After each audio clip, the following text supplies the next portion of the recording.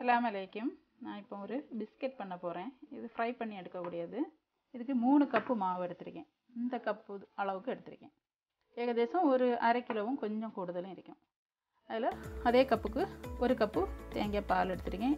இது வேணும்னா ஊற்றிக்கிடலாம், இல்லைன்னா தண்ணி ஊற்றினாலும் போகும். அப்புறம் 2 சின்ன முட்டை தான் எடுத்திருக்கேன். பெரிய முட்டைன்னா 1 ஊற்றினா கூட போதும். அப்புறம் 75 கிராம் பட்டர் எடுத்திருக்கேன். இந்த பட்டருக்கு பகரம் டால்டா போடலாம். டால்டா விருப்பம் உள்ளாலும் டால்டா போட்டுக்கலாம். பட்டர் கிடைக்கும்னா பட்டரை போட்டால் நல்லா இருக்கும். அப்போ 3 டீஸ்பூன் சுகர் போட்டிருக்கேன். இது சுகர் இதோட ஜாஸ்தி தான் போடணும், ஆனால் நான் குறைச்சி போட்டிருக்கேன். உங்களுக்கு ஜாஸ்தியாக வேணால் ஒரு 6 டீஸ்பூன் வரைக்கும் போட்டுக்கலாம். ஒரு பிஞ்சு ஜோடா பொடி எடுத்துருக்கேன். ஒரு டீஸ்பூன் உப்பு எடுத்துருக்கேன். இவ்வளோ தான். இதுக்கு பொரிக்கிறதுக்கு எண்ணெயும் வேணும். அவ்வளோதான் இதுக்குள்ள சாதனங்கள். ஓகே, நீ நம்ம செய்ய ஆரம்பிக்கலாம். நம்ம இப்போ முதல்ல மைதா மாவில் அந்த 75 கிராம் பட்டரை போட்டு நல்லா கை வச்சு நல்லா பிசைஞ்சு நல்ல மாவு எல்லா இடத்துலையும் படுத்த மாதிரி பட்டரை நல்லா விரவி எடுக்கணும். பட்டர் எல்லா இடத்துலையும் படுத்த மாதிரி நல்லா விரவியாச்சு. இனி பாக்கியுள்ள பொருளெல்லாம் சேர்த்துக்கிடுவோம். சீனி, ஜோடா பொடி, உப்பு, முட்டை எல்லாம் போட்டு ஒன்று மிக்ஸ் பண்ணிவிட்டு இந்த பாலை கொஞ்சம் கொஞ்சமாக தேவைக்கு ஊற்றி விரவணும். அவ்வளோத்தையும் மொத்தமாக ஊற்ற வேண்டாம். எவ்வளோ தேவையோ அவ்வளோ ஊற்றினா போதும். கை வச்சு நல்லா பிசைஞ்சுக்கலாம்.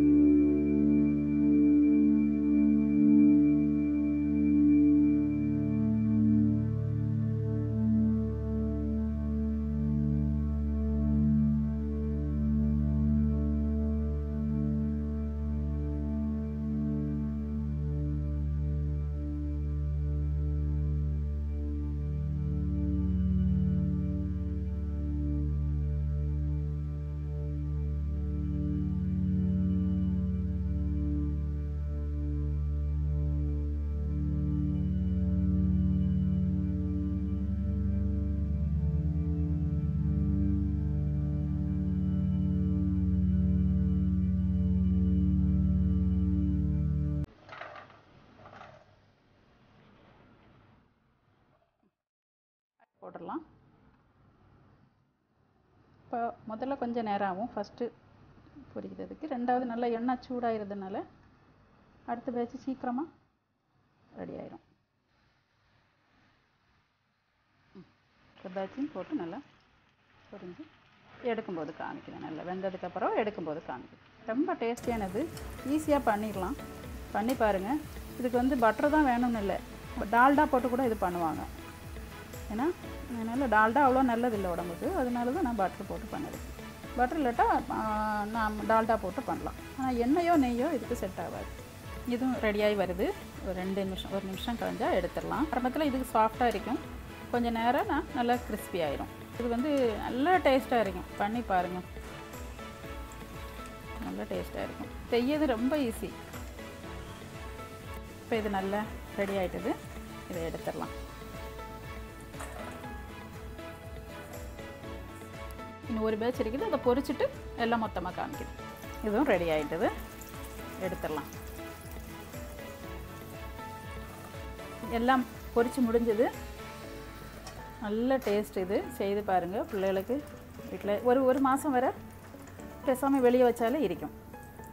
பிள்ளைகளுக்கு செய்யும்போது கொஞ்சம் இனிப்பு கூடுதல் போட்டு பண்ணிக்கிறேங்க. நான் ரொம்ப இனிப்பு குறைச்சி தான் பண்ணியிருக்கேன். வெறும் 3 டீஸ்பூன் சீனி தான் போட்டேன். ஒன்று உடச்சி காமிக்கிறேன். நல்ல லேயராட்டு வரும், லேயராக இருக்கும். இது பாருங்கள், நல்ல லேயராட்டு நல்ல கிறிஸ்பியாக இருக்குது. ஓகே, எல்லோரும் செய்து பாருங்க, நல்லபடியாக வரும் இன்ஷா அல்லாஹ்.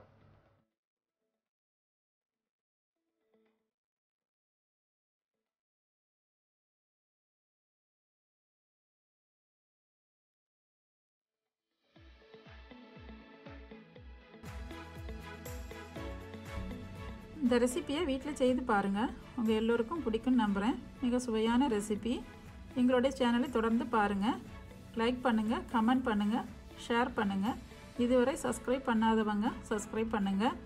என்னுடைய வீடியோவை தொடர்ந்து பாருங்கள். தேங்க்யூ.